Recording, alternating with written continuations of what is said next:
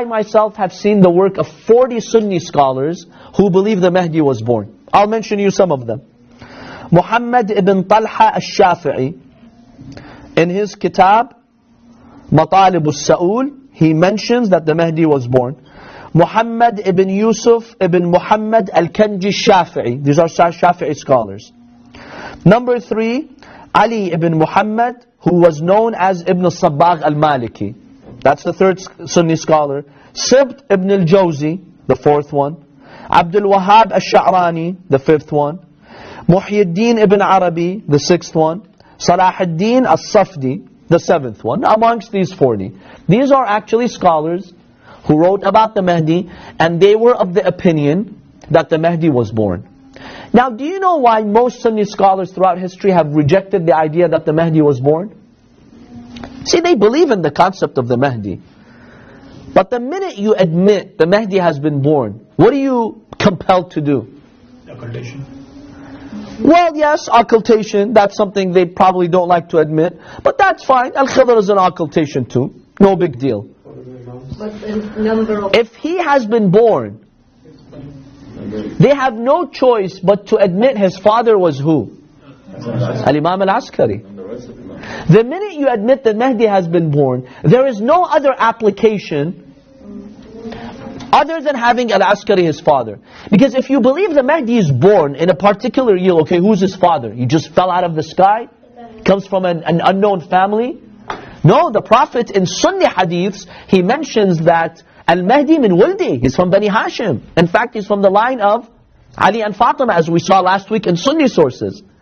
So if you admit that the Mahdi is born, and according to Sunni hadith, the Mahdi comes from the progeny of the Prophet, you have no choice but to accept that Al-Askari is his father. And if you want to accept that, you'll have to accept all the Imams.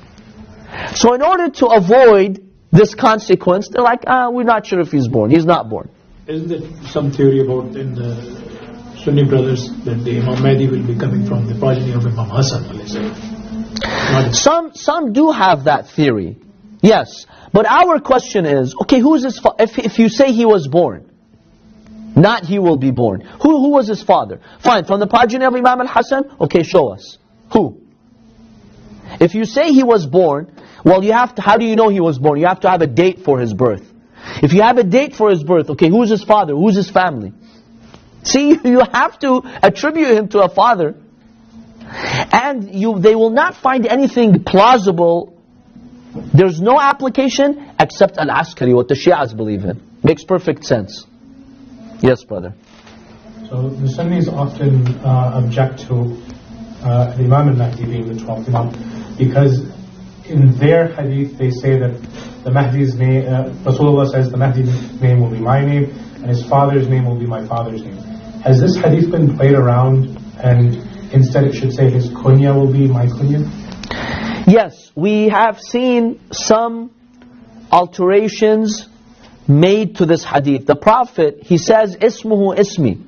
His name is my name, his title is my title. But in no Sahih hadith does the Prophet say his father's name is my father's name.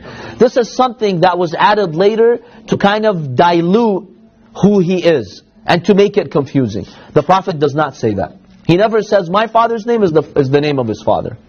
That's not part of the Sahih hadiths attributed to the Prophet. He only says my name is his name.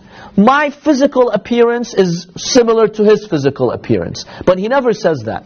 This was added to make the hadith unapplicable. Yes, this was done later. In the Sahih versions that we have, that's not mentioned.